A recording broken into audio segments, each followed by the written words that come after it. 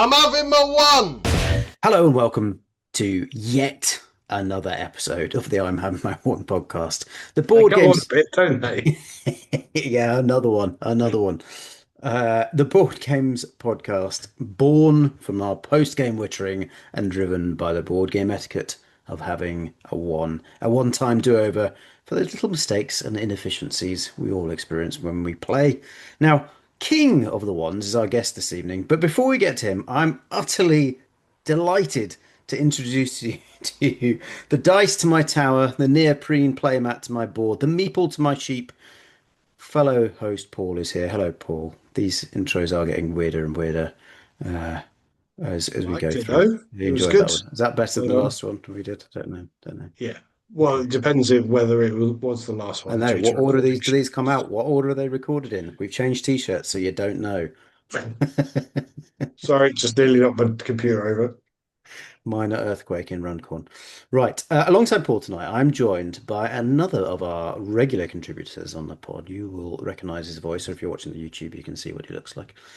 Paul's younger brother and the owner of the largest board game collection of all the people that I know. Neal is here. Welcome, Neal. How's it going? Hello. Now, you're here to tell us tonight about your top 10 board games. Can you tell us, first of all, what it was like putting this list together? You have a huge number of games, and so I'm sure it wasn't the easiest task to go through.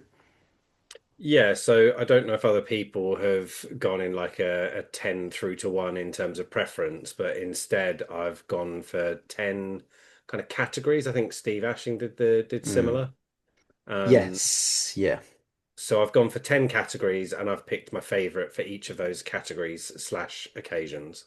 Was that a helpful exercise to go through to go, yeah, that game doesn't fit this category, I can't include it. Yeah, I think it was because there are certain genres that I like and there's no set preference for, a game type or anything. Yeah, there's no saying, oh, I love Euros over, whatever social deduction games, Mm. but I think they've all got their place. So that's kind of what I've gone for. Yeah, it's a really nice way of doing it. You say Steve Ashing did that when he joined us. His was the most well thought out top 10 list we've ever done, as we could probably expect from Steve from what we know of him. But who knows? You can outdo him tonight, Neil. I'm Now's not promising anything near that level of content, but now's your time to shine. Right, well let's do a sting and get on with it. So before we get into your top 10, I do want to just go back. This is about our listener learning about you, our team on the pod here. So we'll just roll it back into the years of history.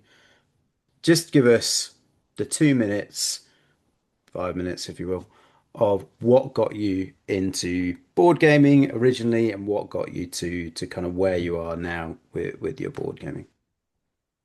yeah, so we always played loads of board games as kids. Um, whether it was games of Monopoly or things like Sorry was a big favorite when we were younger. Right. Played lots of different Careers. card games. Careers. Say Careers, careers. yeah, Careers was definitely up there.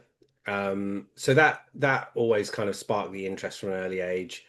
Also having Paul as a brother and especially our mum was always keen to get those games out and kind of do that versus watching telly or other things.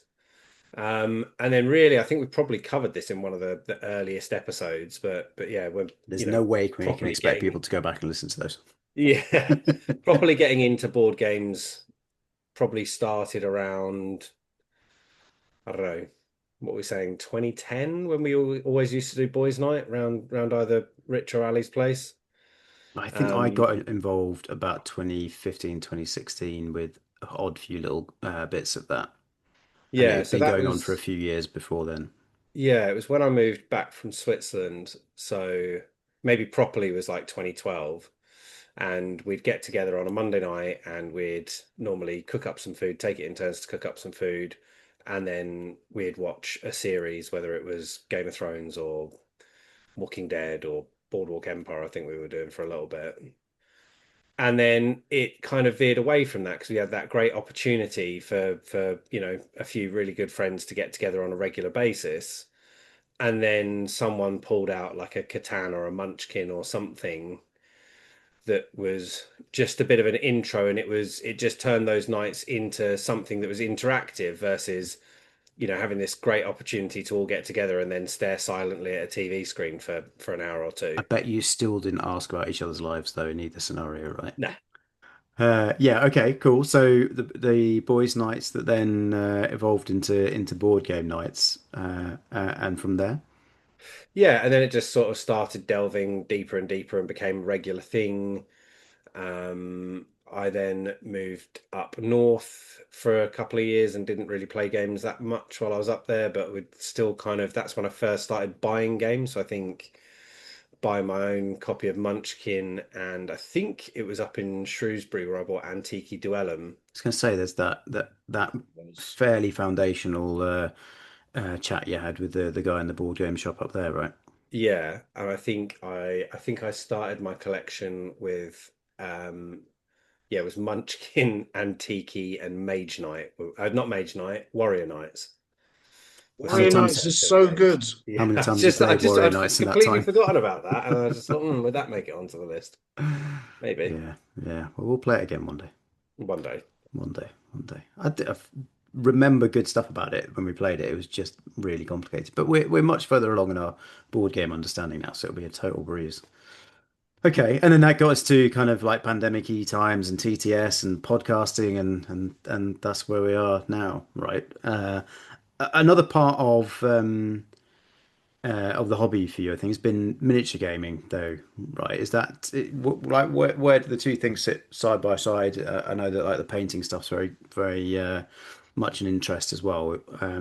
Where's the miniature versus the board gaming sit for you, like through that time period, and maybe now as well? So that's something that I really long for. So it started off, I was playing D&D fairly regularly, and then I think some of the people that I was playing that with kind of got into Warcry, Right, which is like the Age of Sigmar version of Kill Team, I guess is an easy way of putting it, like a skirmish game. right, I'm trying to think what first got me into it. So the game shop in Aldershot was like my minis, prime. I was living in you know just outside of Woking, so sort of 20-minute drive in, and they had a incredible, and they still do have a really strong Blood Bowl following. So I got really, really into Blood Bowl. We used to play that in a league. I think I played like three full leagues, which is a great way of playing the game because, you get to go through, you know, long-term investments in your team and developing the players and stuff like that. yep. But then, meeting a cool bunch of people who would then also branch into, we went on a bit of a theme with Gaslands for a little while. And then that was all about, repurposing all of the little Hot Wheels cars and racing them round tracks, which ends in pure chaos and is a ton of fun.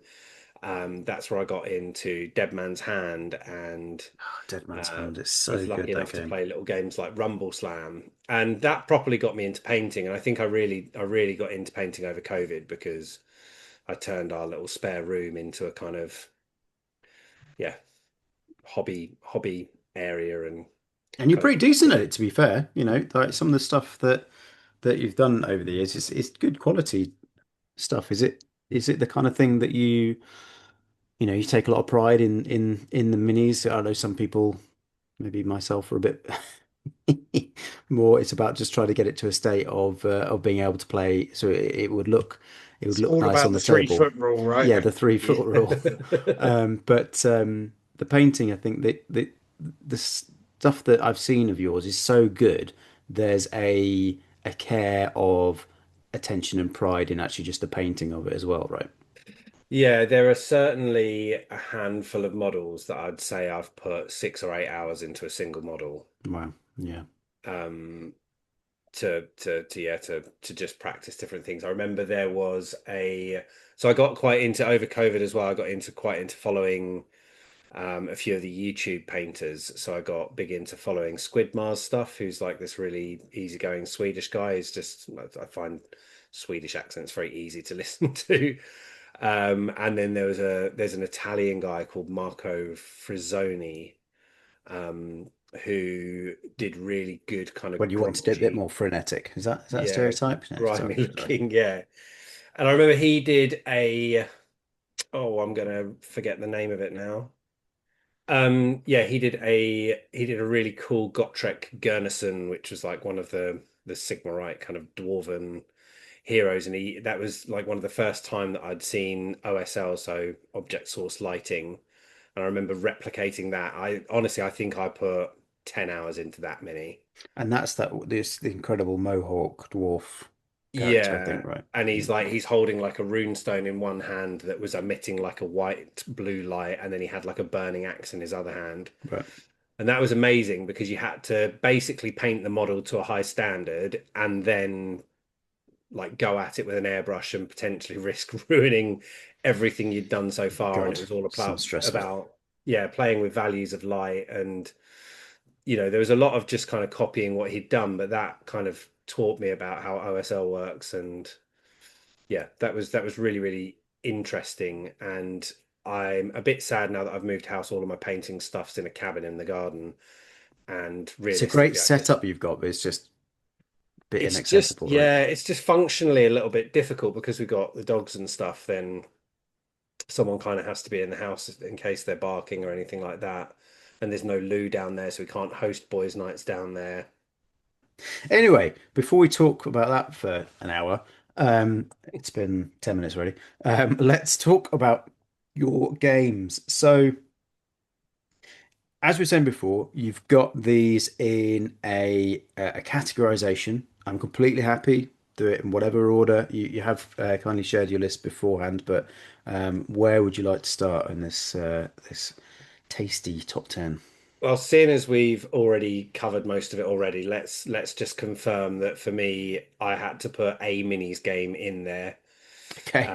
under my top 10. And from the way that I've gone on about it, it probably won't surprise you that I've gone for Blood Bowl, in terms of my favorite minis game. It was a real close call between that and Star Wars Armada. I think we had a couple of amazing years We really did. playing Star Wars Armada every week. Mm. But for me, Blood Bowl pips it, especially when you can play it in a league format. It's got like a full match format that takes around 2 hours for a game. But it's also got a sevens format where you can play a single game in sort of 40 minutes. So that's quite fun for, small tournaments. We did Is the that what you seven. did at the expo when you guys played? Was that Yeah, seven? not, Right. yeah, the 2025 or the 24 Expo or something. There was a sevens tournament on the Friday night. There was a regular 11s tournament this UKG just gone, but with it being 2 hour games, three games, you just lose the whole Yeah. Saturday, Yeah. and I just wasn't up for that.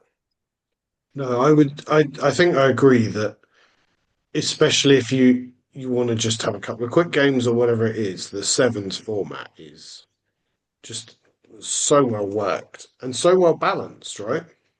Yeah, the thing that I would say is a bit of a negative is, and I don't think, Tom, I don't think you and I have ever actually played Blood Bowl together. No, we've said many times we should, but we haven't done it. The problem is there is a bit of nuance to what you can and can't do. And I don't think it's particularly accessible to like play a first game. You've kind of got to get a couple of games under your belt to know how it works. Right.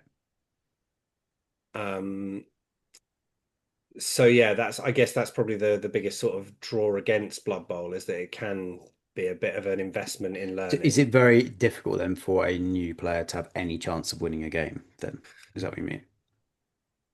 Yeah, I Against would somebody who really knows what they're doing. And if unless they're they playing are properly, necessarily handicapping themselves or deliberately handicapping themselves or something. sure, and I Attempts would to do that just absolutely, generally playing. yeah. So So yeah, so so I think that if if you're playing against someone that knows what they're doing, it becomes very hard. And I guess the one thing for me that is a real negative about Blood Bowl, and I absolutely love it, and especially in sevens format, but is like depending on what race, what team you pick, there is an optimal setup. yeah, And I feel Okay. when you're playing against people, so I played in an 11s tournament probably about 18 months ago now, and all of the people there, it was all about absolute key optimization of their teams. Right. And I feel Blood Bowl is so much fun. It's What it's so about. chaotic Right. that it's like, oh well, I have to have that, and then I need to pick this skill. And if you don't, you just absolutely ruin yourself. Is that different per side that you're playing against, though, or is that just your side? You cannot make your side the best it can possibly be, or is it always going to be about who your opponent is? There's a lot of like if you're playing as wood elves, then that's the way that you optimize that team. Or if you're, Hmm. so you Okay. can make, generic comments of like, oh, I'm playing as Skaven and Tom's playing as orcs, so they're going to be very bashy, but I've got, the movement and I'll try and run round him sort of Right. thing. So But it sounds a bit like the optimal for playing this game is not playing against people who don't know how to play it and not playing against people who really know how to play it. And there's a lot of fun, silly teams. So there's like a halfling team where you get like three tree ents and then a load of halflings, and they're really weak, they're really piddly, they're going to get murdered easily, but it's so much fun because you can like the trees can throw your players at the opposition players, and you can give a halfling the ball and try and lob them like to break the other team's line and then run in a That's so goal. funny. So that was a very good start with a your top 10 board games. We started with a minis game, but that's okay. It's about games. I didn't say board games, did I? It's just And game. there's a board. There's a board and, there's a game. Okay, so what's number two? What's the second game that you got on So this I'm list? going to try and shorten the length of the pod by, I think we can skim over this one fairly quickly. I've put this in the biggest epic gloriousness category. Which is And I almost think, what it says on the side of the box, isn't it? yeah. And that for me is Twilight Imperium, a game that needs no introduction. It's a, 8 to 12 hour marathon of 4x goodness that, yeah, Yeah. it's just incredible, and it's my favorite game. It's great that we try and play it at least once a year. It'd be interesting that if we did play it more like three, four, at what point would it kind of start to lose a bit of its buzz if you were playing it more frequently? Weekly. Yeah, I mean, some people do it, I think, right? Some yeah, I people do know. manage to get it done. It's just must not do anything else in their lives, I guess. But yeah, yeah, yeah, it's a absolutely fantastic game. But what is it like? What's the real heart of this as to why you love it? It is epic. It is huge. We've talked about it a lot on the podcast over the years. But for you, what is the thing that makes this good enough for your top 10? So I think it's the noodling around with all the factions. Hmm. So having, 20, well, now with Thunder's Edge, I think there's 32 Just like factions. the variety is huge. Yeah. Something crazy. Well, there's at least 25, maybe it's 25 with Thunder's Edge, I can't remember. But yeah, so there's so many different ways that you can play the game. I love the player interaction at the table. I love the backstabbing, although it's usually me getting backstabbed. Reese. Thanks, Reese. And if we consider that, how many times have I played that now? Eight, nine, 10, something like that. So 100 hours into a game that I've never won, and it's still slap bang at the top of my top 10 list. Yeah. Yeah. Yeah. Well, same. Um, yeah, It's really good if you explain to someone how they can win. yeah. But so we've talked about this before. This is the thing as to why these sorts of games are have got to be in top 10 lists, I think, because it's about the memories of the moments that happen in these games. Is that we can quite happily have a half an hour conversation just about the top moments and the top joke moments, like Reese betraying you, like the fact that I told Paul how to win the game, even though I could have won it myself the turn before. All of these different things. These are why these games make our top 10 lists, right? It's the moments that you remember and talk about. Don't gloss over Seb attacking Scott's home planet on his first ever game of it as well on turn one. Or, Turn one, or, yeah. or Seb flying across the galaxy, trampling over me, like Joe Malone did over Mike Cat all those years ago, um, to get to the other side of the board to not even attack me, to attack you for revenge from another game that wasn't even Twilight Imperium.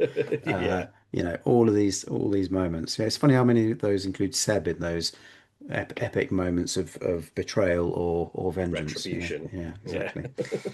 Yeah, yeah, fair I enough. would Yeah.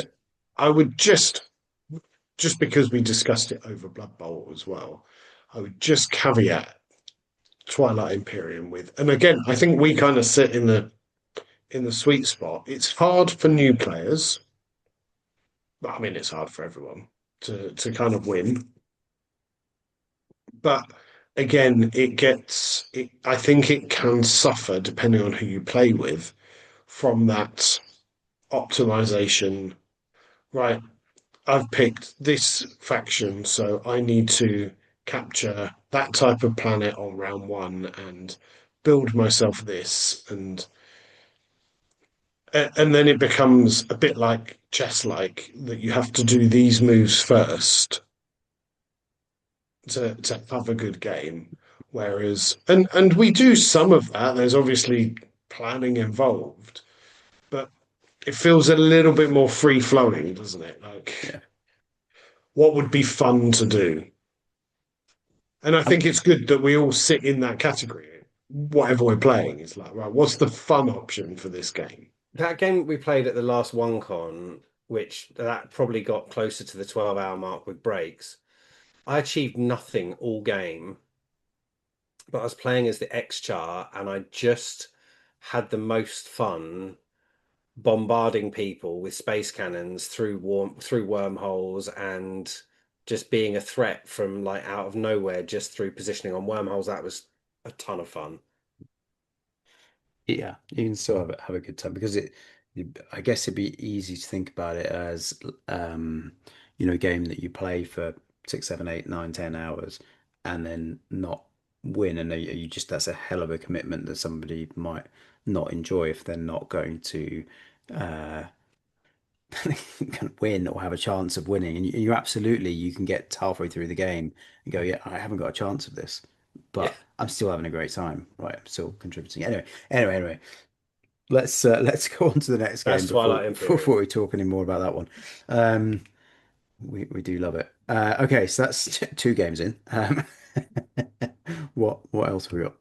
So the next game on my list, and it also has a little bit of tough for beginners, and you want to be in the sweet spot versus the people who prefer optimization, but I'd have to put an 18xx game in there. It's Hmm. a genre of game that I don't get to play enough.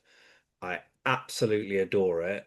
I love that I'm still fairly new into it. Like I've only been playing them for a couple of years now. But so I wanted to pick an 18xx within that I thought was my favorite. And for me, it's going to give no context. It's just four numbers, but that's going to be 1822. No Um, way. yeah, and that's the Railways of Great Britain. And I think one of the biggest draws for me is it's got a lot of fun auction style mechanics, but I just find it more relatable because it's in the UK. The first one I ever bought was 1846, which is, the race for the Midwest in the United States. First one I ever played was 1889, which is, regarded as one of the kind of the intro games. I've played 1850, which is all about that's the one that you would absolutely hate, Tom, because that is all about evil manipulation and tanking other people's stocks. So you can short someone's shares. Right. Um, and I didn't enjoy that one quite so much. 1860 on the Isle of Wight's really cute. Um, and they've all got little different tweaks and mechanisms. So for 1822, there's this big kind of auction part that comes in between, and it's all about running lots of minor companies as well as major companies that can then merge into one another. And So is that part of why this is the favorite one? This is the one on the list. yeah, big Yeah. time. Yeah. And And it what is we're one. missing, like what I speak for myself, we played two 18xx in the past, and I just didn't really get it. It just was not, maybe even three, was not. I just didn't get a lot out of it. Like Why does it mean so much to you? Like, what's the angle that maybe I'm missing, but it doesn't matter about me. Like, why is it such a good genre for you? There's a lot in, what's so all most of the 18Xs, or certainly all the ones that I've played, follow a format where you'll play a stock round, which is buying and selling shares of stocks, opening companies, all of that kind of stuff, Hmm. followed by a certain number of what they'd call operating rounds. And, largely speaking, an operating round is lay a piece of track and then run trains. But it's the timing of it all. It's the optimization of your routes. So if you've got a two train, it can visit two cities. If you've got a four train, it can visit four cities. Um, but when the first, and again, rules vary by game, but it might be that in this game, when the first four train is built, then all of the two trains rust and go in the bin. So your company that's running a couple of two trains quite happily, now someone's bought the next level up and you now have no trains. So now it's about timing, working out when that change is going to happen, managing when the rust's going to happen. It's about, placing your tokens, which is your little station. So if, a city's only got one space for a token, then I might try and strategically put one, in there so that you can't run your train through that city anymore. So it's a kind of you like efficiency type puzzles, but also there's a good element of of chaos in some parts of these games as well. Is that part of what it is? Like, Yeah, it's a little bit. Yeah, it is a little bit of that, but it's also, you're trying to outsmart one another on a fairly level playing field, right? If you mm, all kind of know what you're doing. mm, Um, I've had a thought that we should run a national 18xx competition, right? People can enter over many rounds and playing different variations of the game. And essentially, whoever wins gets to be CEO of Network Rail. like they must know what they're doing at that point, right? Surely, yeah, I'd say surely. so. Yeah, yeah. Okay. Right, so that's number three, 1822. Is it more to that name, 1822? There's Yeah, usually bub. What was it again? the railways of Great Britain. Okay, cool. So, Where it all began. yes, exactly. Don't care about any of these other ones. I nearly said something that I regret then. Neil, what's number four on the list? Shall we lighten it up a little bit then? Because we've just played a big heavy 18xx game. We've still got an hour before dinner, so This War of Nine. we're going to chuck a little filler in there. Um, What's your filler? What's so what is the then, best filler? oh, I can I've see you put got two two on the down. list that you shared. Which one is it? Yeah, I think I one know, I've I know which one it is. one I've played an absolute ton of. One I haven't played so much of.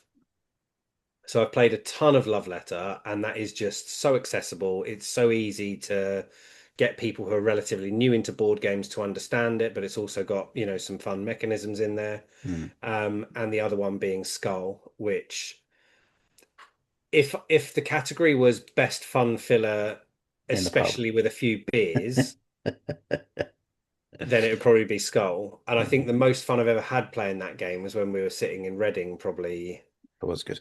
we were a few drinks in at that point, and that was a whole ton of fun. But yeah, Love Letter wins my best filler game. Mm. So this is the little card game where you're trying to finish a round with the highest numbered card in your hand. Each card has various powers. So a guard card, which is the number one, will allow you to guess what another player is holding, and if you get it right, they're out of the round. There's a handmade, which gives you protection from having any effects played on you. And we've just, yeah, I can think of so many fun memories of laughing and, particularly our little kind of in joke is guessing when someone's the king, when statistically that's not the most likely card for them to have because there's only one king in the game, but It it's that feels much like more the win of satisfying. wins if Yeah. you've got that right. Yeah.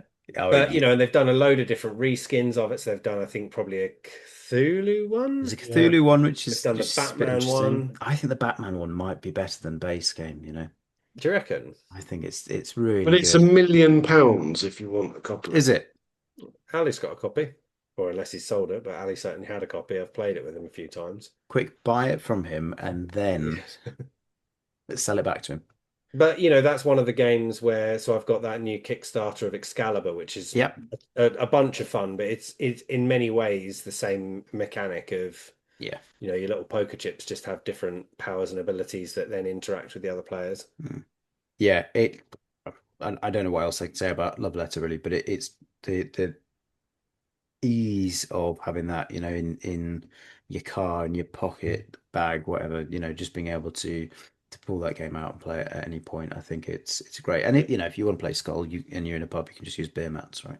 Yep. It does the same. So And the nice thing about the variations of Love Letter is I tried to get Michelle to play a few times, and she just wasn't interested. And then someone bought her a copy of Power Hungry Pets, right. which is Love Letter done by the Exploding Kittens people. Oh, right. Okay. And so some of the powers are slightly different, but I guess that's the same across the other variations. And she absolutely loves that game and will always play it. And I'm like, "Well, but Love Letter's better." But it does mean she'll play the game. So, you know. But yeah, I find it really interesting because there are that many different versions out there that if the original one doesn't strike you for whatever reason, there is something else that Yeah, you can play. adjacent. It's hard to get away from that original one though. It's an utter classic, right? Again, we'll come back to our um I'm having my one Hall of Fame games. This is one that should be in the Hall of Fame. I think it's so good, this game.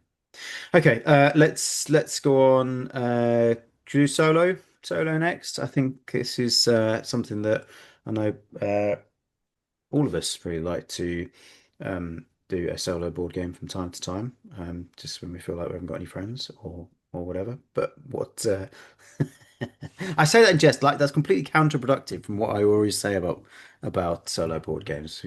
You'd quite happily sit in front of a PlayStation and play a game, right? By yourself. So how is it any different? So solo game. What is the best solo game for you, Neil?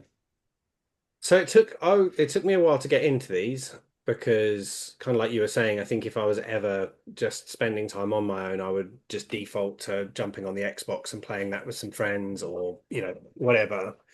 And then I came across Final Girl, which is the Van Ryder horror themed thing where you're playing the final girl in some epic horror scenario.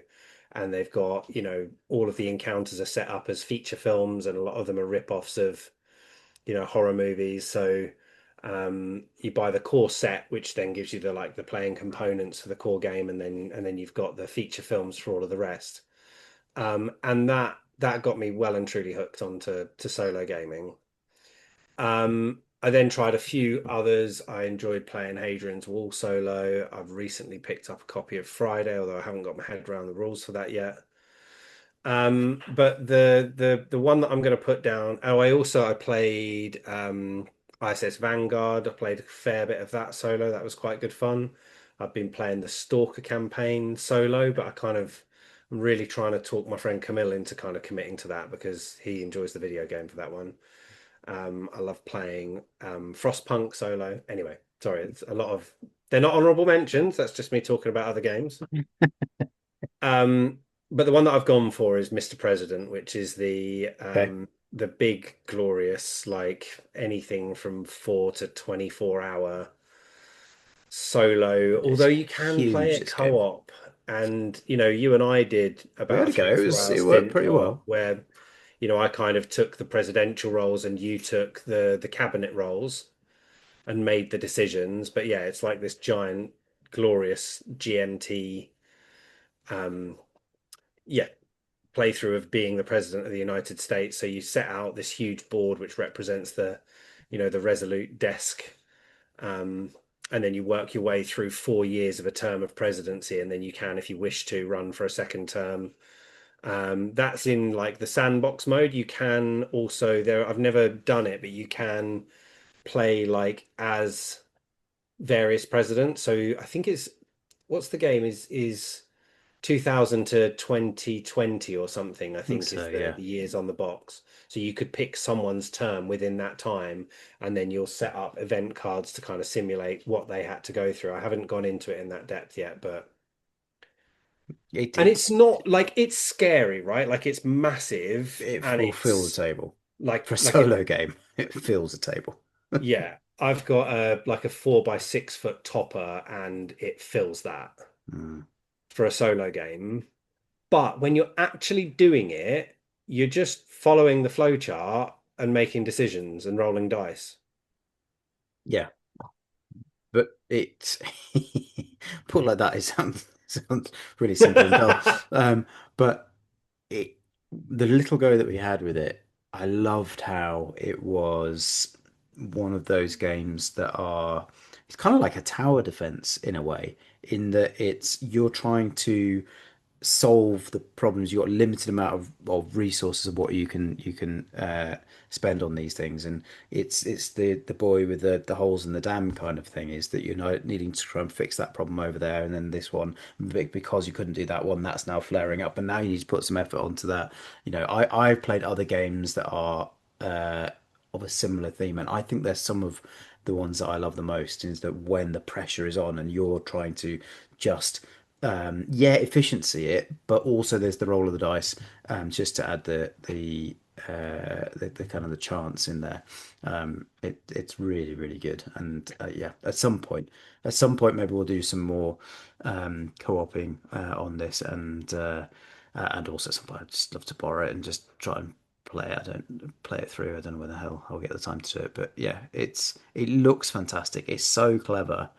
Yeah, brilliant, brilliant game. Just talking about this for 5 minutes, mate. Like I wrote it on the list earlier. I was like, oh yeah, cool, I love that game. But actually, just spending a moment to think about the mechanics of it and how it all plays makes me want to finish Day off this tomorrow, did you recording, say? go and set it up now, and Yeah. yeah, get stuck into another.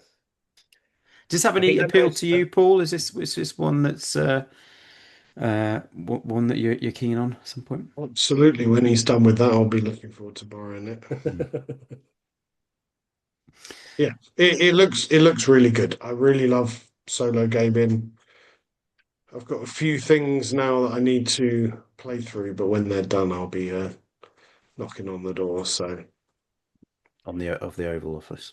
I would very much welcome any time, especially Paul, seeing as you and I haven't done it. If you're ever down again, to spend half a day just playing that, because I think it's great to play that cooperatively to go through the drama together.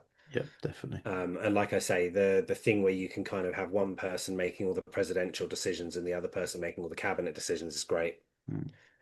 And it's a lot of solo games are quite short, and so I think we've been playing a bit of Legacy of You, and that is it still takes like an hour to play it, but it's quite compact, and you play it and you played this mission and you're done.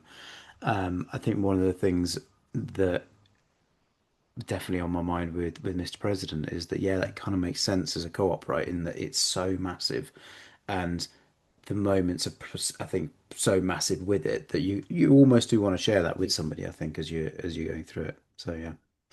Okay, cool. Let's move on before we spend half an hour on each game. We'll do What? another quick one. Go on. Give me another quick one. We'll do the game that I've put in the category is I will never say no. Okay, yeah. And that is a game where every time we've got our Wednesday nights and then semi-frequently, or perhaps too frequently, if you ask Louise, we'll get together for a weekend of gaming. And brass is always on my, like, we've got a weekend of gaming. I will play a game of brass. Can I be a pain and ask you which one?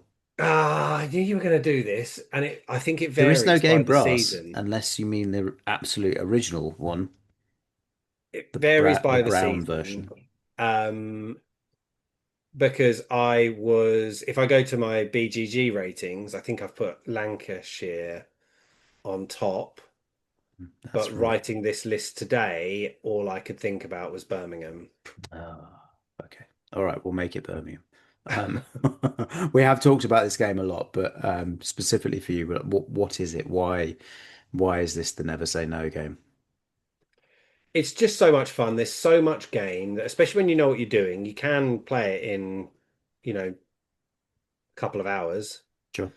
I love the choices. I love that even I'd say it's probably one of the games, one of the kind of the serious games that I've got the most plays of. And we still, I think, if we think back to our most recent couple of plays, there was one game that I played at HandyCon where I'd maxed out. I can't remember what I'd maxed out. I think it was boxes I maxed out, which I've never seen happen before. Or there was one where, I barely built any link tiles, but still managed to do well with potteries. Or Hmm. I tend to, and I do just kind of tend to flitter. Like I don't always go for a set. And I guess it's that optimization thing as well, right? Like I don't always play for a certain game style where I'm like, oh, that's the most optimal way to do it, so that's what I'm gonna do. There's But things to explore with it, right? Yeah, yeah, try different ways of doing It's quite dependent, I think, on your starting cards. yep. And the foreign markets where they land up. it. Yep, yep, yep, yep, yep. Oxford is foreign to Birmingham, so yeah, sure. Yeah. But it's hilarious how much we slated that at the start and We how just now didn't understand, I think. We're yeah. just playing on TTS. It just didn't make sense. And I think we were just then Well, I think once I we think knew we what we were doing, the script wasn't actually scripted properly either. no, but I think the stupid thing I may again speak for myself was when we saw the game, I think maybe you'd bought it, Neil, and when we saw the game in person and saw that you got cute little wooden beer barrels, we then were like, oh, maybe this game is nice. Yeah. I'm Yeah. definitely keen to try Pittsburgh when that comes out. It'd be interesting to Yeah, see yeah, how there they seems like a whole lot more going on with that one. Whether that be for the good or not, we'll work it out. Okay, so that was Brass Birmingham. Let's move swiftly on. A really good one, but we've said so much about that over the years. So what's next? Um, so the next game is a game that, quite frankly, I just wish I could play more. So this is a game that is the limiting factors are a lengthy teach, like it's a good 40-minute teach for a new player. And then the game itself is going to go on for, I would say that as a competent gaming group who know the game, we can do it on a Wednesday night within sort of 3, 4 hours.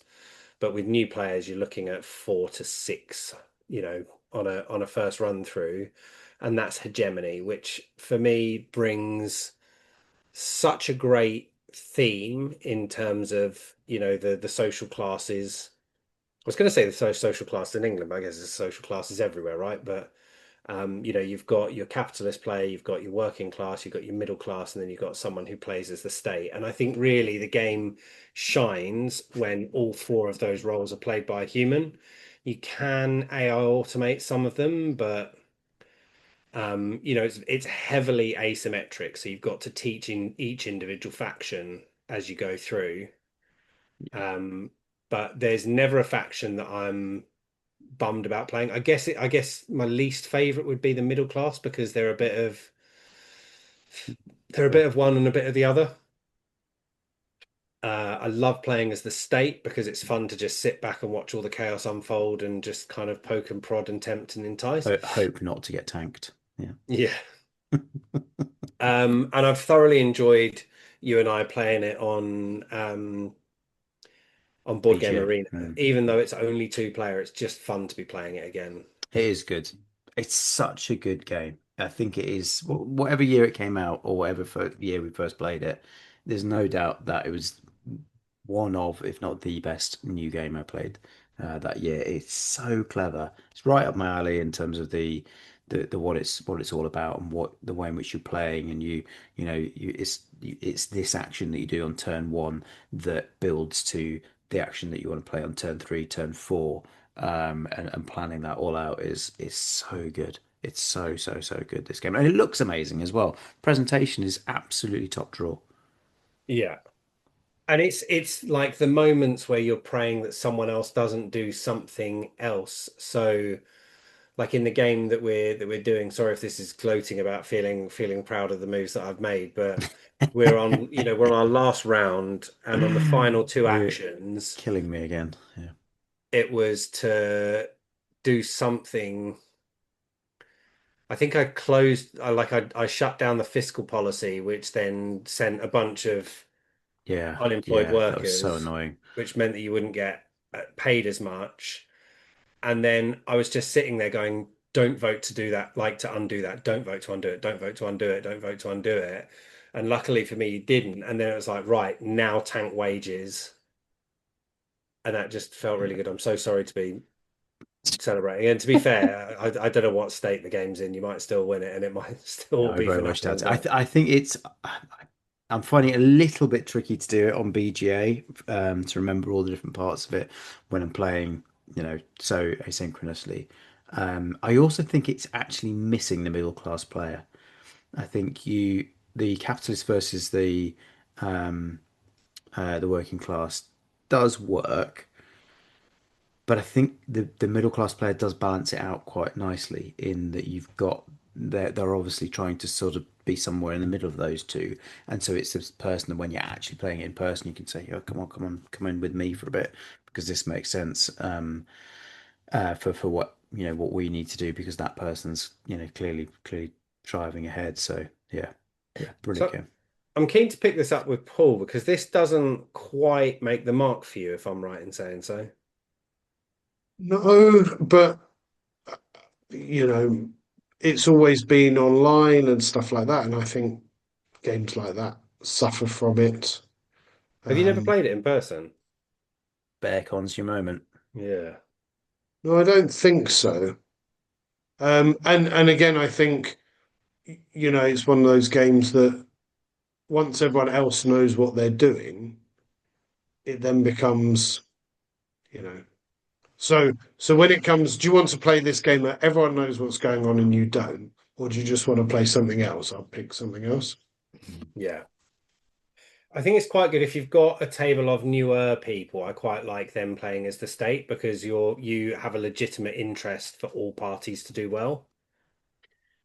Yeah, I think the working class is a good starter one because it's Yeah. fairly straightforward what you're trying to do, right? It's all about your prosperity, one way or another. And I don't want to get sidetracked too much, but I think they've done a great job in their new game World Order, which you and I have played a couple of times. And I think Paul, Yeah. I hope Paul that'll appeal to you a little bit more. Mm. Yeah, it's very good. That. I enjoyed the sort of short demo type thing we had a couple of years ago. Yeah, it's a bit quick. It's a bit sleeker, I think, in terms of what it's trying to do. I think they're both top quality games. But yeah, we'll give that a go at some point. Okay, so that was Hegemony. Next, what are we up to? Must be seven, is it? I think. Yeah, so let's do the game I regret selling slash would leap at the opportunity to play again. And for me, this is a game that we all got into. And then I feel like it's fair to say that everyone apart from me fell out of love with. So I ended Exactly up right. Exactly so I right. ended up selling it. And that's Root. Root will always hold such a special place for me when we were first kind of getting into it and there was just that obsession with getting to know the different factions. I It was so recently good. picked back up the app of this and Well, the app broke it for me, I think, because I played it about 35 times yeah. and absolutely killed myself on it. Just It is a overplayed it. bit like take thatty, isn't it? And if you're not having a good time with it, then it can be a bit of it can be a bit of a drag. But also, it's not a long game. It's It two can hours. be, It yeah, can sure. be. I Yeah. think it's long enough for Yeah. Yeah, it's such a shame. It's probably the game I've had the biggest turnaround on of thinking, wow, this is the best thing I've ever played to where I'm at now, where it's like, yeah, sure, I'd play it again, but I know it's got its drawbacks that I'm not a fan of. I think with the right group of people, you'd be bang into it. And the Just right have to buy it again. factions make a deal. Like the Underworld expansion for me was I think the best one. Playing as the moles was really good fun. the underground I duchy. never got on with the Vagabond. Like the Vagabond just seemed like a bit of I mean, maybe deliberately, just a bit of a time waste. Like I hated it when I ever drew the Vagabond Really, I because love playing as the it was vagabond. just you weren't kind of engaging with what was going on with the board. You were just going around doing your own thing, and I always felt that was a bit weird. But anyway, this is your list, not mine. So yeah, Root. Do you think you'd buy it again? Will it come back into the collection one day, even just at base level? Because you had the full set, not full set, but like a I big had a set of it. lot, yeah. But what would be the point? Because if I'm not going to get to When would you play get it, to play it? Right. exactly, Yeah. and the only time then that I would likely get to play it would be a handycon or a something, in which case there'll be a library copy that I can, pull out and have a fiddle with. I mean, there's obviously still an audience for it though, because they are still, I want to say, even in the last year, pumping out expansions to it for new factions and stuff, right? So there's clearly an audience that loves it. I don't see a lot of people like talking about it on social media or anything anymore. I think sort of generally the social media crowd have moved on from it, but somebody is obviously buying and backing that game still. Be interesting, I think, because Leader Games have changed a bit, haven't they, in terms of what's his name not being there anymore, right? Oh, whirly. Yeah, and I think the I'm right in saying the rights have stayed with Leader Games for Root, so whether that becomes it, we'll see. Yeah, yeah. Good games, good times, but I think maybe it's just, Like maybe I it needs, say, it's just that one where I'm still left with fond memories and everyone yeah. else has buggered Yeah. off and left me. Sorry. Okay, right. We're getting to the sharp end of your list now. We've got three left. What's left? I've got three. No, two, three. Yeah, three. So then we've got a game that, and there's a couple of games in this genre. So the next genre for me is the most thematic game, and that's, a list that, that's one of the things that's often, segmenting games on the BGG lists and things like that. And there are some great thematic games out there, especially I've kind of already talked about Frostpunk and Stalker, which are adaptations of video games. Both really, really good. But for me, the ultimate thematic the ultimate thematic game where you feel like you're just there in the TV show is Battlestar Galactica. Mhm. Because let's just pause for a moment, because I know that the game at its heart is a hidden traitor game, which isn't everyone's cup of tea. But can we just forget the board game for a moment and say Battlestar Galactica, what a show. Amazing. Absolutely fantastic. That is one of my favorite TV shows of all time.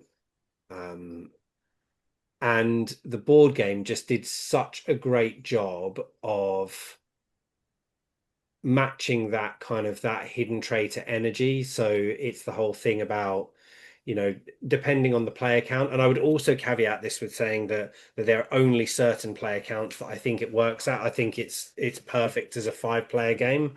I think at 6-player, I think you need one of the expansions, maybe the can't remember if it's Pegasus or Exodus or something is makes it better at 6-player, but at 5 it's great because you have 2 Cylons and 3 humans. So that mechanic starts off with, 8. So you take 5 players, everyone's going to get 2 of these kind of Are You a Hidden Traitor cards, and then you're going to start with 8 regular player cards and then 2 Cylon cards. And what you then do is you shuffle up that deck of 10 cards, you give everyone one, and then there's like a halfway point in the game that you then each get a second card. And I can't remember how many times you guys have played it, but what I Just love the about once, I think. that is that you're always then like, oh, who's the Cylon? I think Tom's the Cylon. You'd be like, I'm not the Cylon, you're the Cylon. The fact that But it can change, right? It's it's very good. so very possible that, yeah, either that might change, that you don't start the game as the Cylon and then you find out that you are a Cylon, which, I mean, if you haven't watched Battlestar Galactica by now, then I think we're beyond spoiler alerts. You might be someone who doesn't even realize that they're a Cylon, aka, oh no, I'm going to forget her name, Sharon. What was Sharon's code name? Chaz. Oh, anyway, that person doesn't even realize they're a Cylon until they kind of find out that they're like a sleeper agent. Or it might be that we're dealt out the first rung of cards and nobody's a Cylon. Hmm.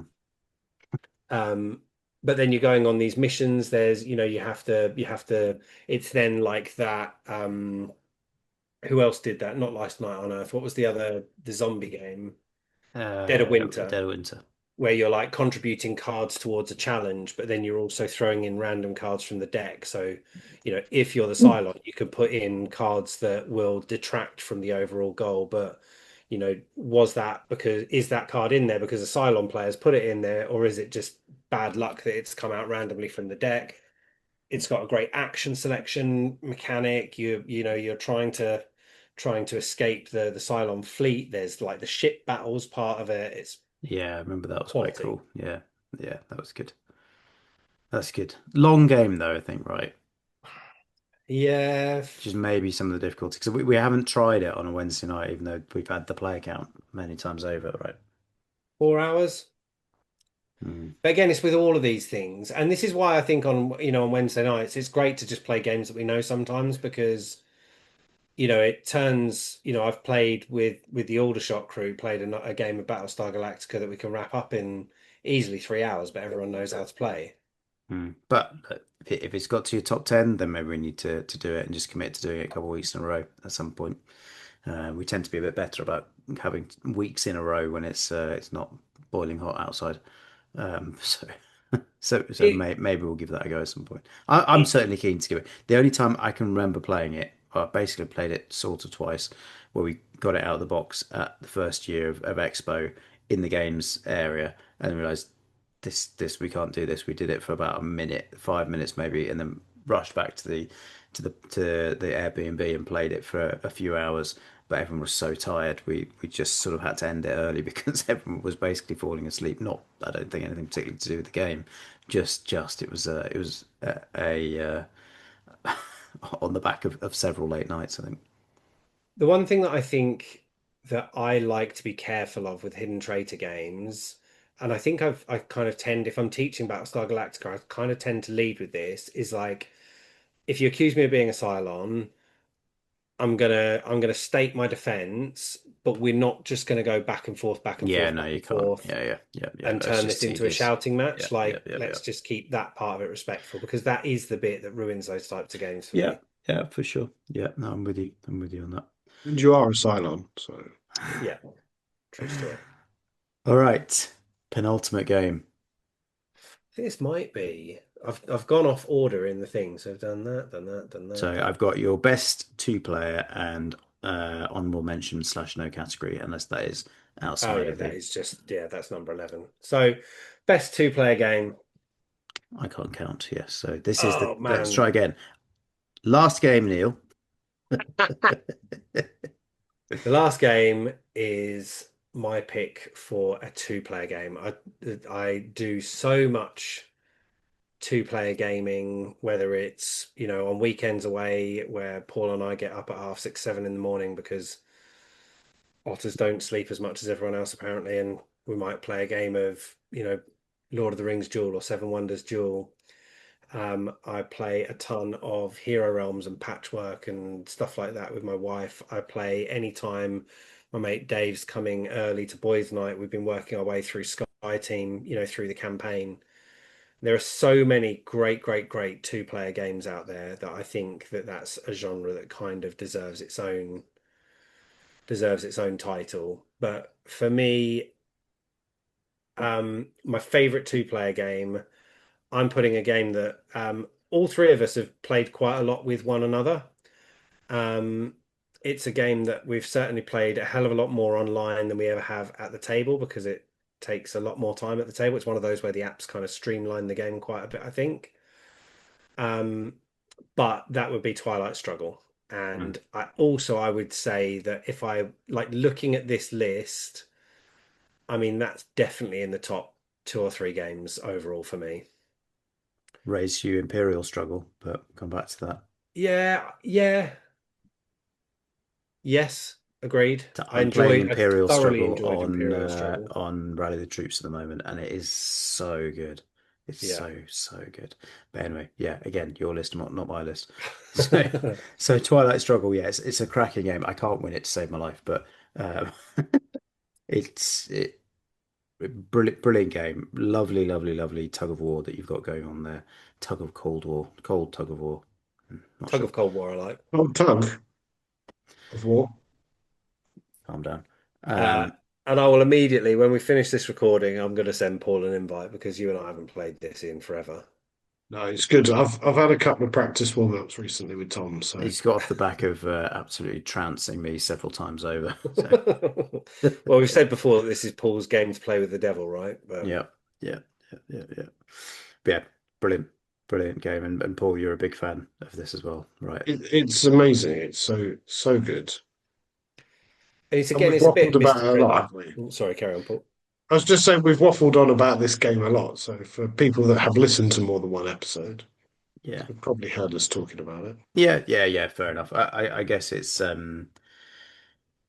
yeah, it's about what that game means to you, really, Neil, more than maybe about the game itself. Like, uh, what is it particularly? Perhaps what's the main one thing that made that go over, like your Hero Realms and that kind of stuff.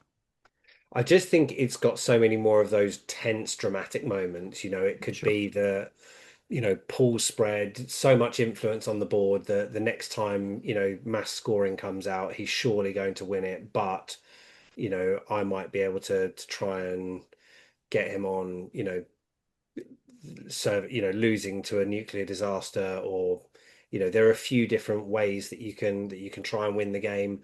There's tension and drama in the cards that come up. The events are really cool on some of them. They're obviously all factual and historic.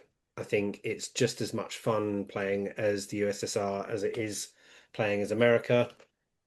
um, yeah, and like you say, there's been other iterations. So Imperial Struggle, like you say, another one that's kind of, I would put it slightly similar, would be, just for Robin Hood. We've got Unhappy King Charles to have a go at some point. Um, You're doing a brilliant game at making this top 10 list a top 100 list. no, I'm just referencing other games. Yeah, fair enough. Yeah, it's a great one. Well, look, let's give you your one honorable mention then. What's the game? We've got a very good list there that maybe I'll just read back. So that is Blood Bowl, Twilight Imperium, 1822, Railroads of Great Britain, Yeah. Love Letter, Mr. President, Brass Birmingham, Hegemony, Root, Battlestar Galactica. Uh, and Twilight Struggle. What is the one game that just missed out? So the game that just missed out, and it didn't really fit into any of these, and it's something that I can't remember the first time I played it, but is Wonderland's War.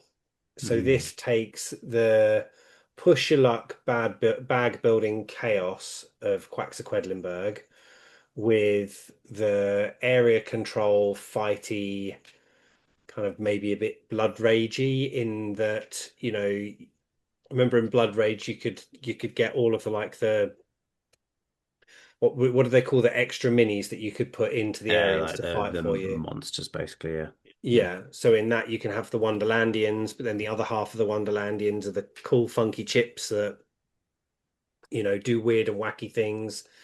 It's not asymmetric, but there are different faction powers depending which, main character you pick. yeah. Um, and I just think it takes a fun game like Quacks and it combines it with a bit of take that punchiness that doesn't feel offensive. I don't think No? so because it's like as you're going around, there's lots of opportunities for you to have your moment in the sun, right? Yeah. And yeah, especially I've only got the sort of the standee version, which actually it is fine. And if you buy, back in the day when this first came out, you could buy that version for, 50 quid at retail, or you could buy the deluxe all in poker chip, blah, blah, blah minis game.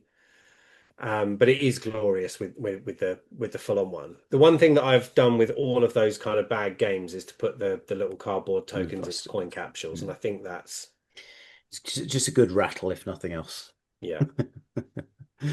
Yeah, okay. It's a very good list. That's a very good honorable mention. I do It really was like that or Wonders as well. Orleans. I'm just that wasn't an honorable mention, but I was just saying. Orleans, and so Orleans, I do wonder whether that would get on my top 10. Yeah. But Mm. that's not what we're talking about, Tom. No, Keep it on topic. exactly. This is your list. Yeah, it's a good list. Very, very good list. There's a lot of kind of heavy stuff there, right? But I think that's what we're all about, really for the most part. If there were situation where it's desert island game time, I'm gonna let you take one of those. You can include Wonderland's War if for some reason, hilariously, the 11th game is the one you take. But which of those games, if you could only take one, which one would it be? Well, can you also bring enough people to play? Because Yeah, yeah, otherwise, yeah, it's got to yeah, be yeah. Mr. It's a President, right? desert island where you've got everybody who you need to play. So if that's Mr. President, that's you. Um, let's not overthink it. It's like I'm getting rid of all the other board games now, and you're only allowed to play one for the rest of your life. Your house is on fire. Which game are you saving? That's Who's your another favorite child? that's another way of putting it. Oh, it'd be between. You guys are going to hate me for this, but I think 1822 is going to be in there. It's your list. It's your list. You can get on that train to go and find some people to play it with you. I just find because especially with that game, is it goes through like there's a very clear like early, mid, and late game to it as well. Which, if you're playing the full experience, can take about 7 hours. So, Fair enough. I'm you very know, surprised that that's the pick, honestly. But I well, really would have thought that you would have gone somewhere else for that. But that's your one. would you go That's. Twilight Imperium? Would you No, I go? thought you go brass all day. If I had to guess, I would have thought you go brass. But anyway, you've said it now, so you can't go back. Okay, good. Thank you, Neil. I think that has been a good introduction for the listener to just the one listener to what you're all about in terms of your board games. Um, the the list overall, I said, has so many good games on it. There's a lot there as we're going through it. I'm like, again, as we always do with these lists, must play that, need to play that as we're going through. And I'm very keen that we do get a game of hegemony as soon as we can. Uh, Can I have a 30-second honorable mention? oh, Just as well, we're I'm going talking doing the about. edit for this one. I'm going to count how many games you've actually mentioned and put it up on the screen here now. Go on. I haven't got one on the list, but I adore survival games where, you're reacting to events, collecting resources, doing all of that kind of stuff. So Robinson Right. Crusoe was okay. Frostpunk is amazing because that's what that's all about and kind of fixing that puzzle. I would love to play Frostpunk with you guys because I think you'd find that really curious with the mechanics. Um, but this War of Mine, that game blew me I'm away. really But obviously, just the theming of it was eventually a bit problematic. But somewhat that depressing, is yeah. also a genre of game that I absolutely adore. Yeah, they are good, but I think that's where we were talking about. I think Mr. President has those sort of vibes as well in the same sort of thing of trying to allocate your resources to what you do. Yeah. Okay. Cool. Well, that was Neil's top 50 games, and that has been our episode this time out. So thank you for listening. If you'd like to help us out, we've got that affiliate link. If you want to buy your games through Chaos Cards, using that, which you can find on our socials in the description of this as well. It just gives us a small kickback, and we appreciate it and you for doing that. Do tell a Or friend. just send us money. You Just can cash, probably do cash that. in an envelope. Yeah, Yeah. I don't think people do that anymore, do they? Yeah, okay. But sure, you need to work out the address, but sure, if you want to go to that effort. I've got a But yeah, dead drop we can use. I'll just put Paul's bank details in the comment section. and his phone number, pin number, and everything else, right? I wouldn't know how to get on it anyway. No, no. Give us a review, a like, a subscribe, all these things. So subscribe, whatever it is, we appreciate that as well. And hopefully, it only takes you a couple of minutes or seconds even to do that, and it really helps us out. So until next time, thank you again for listening, and enjoy your gaming. Bye. Thanks. Uh,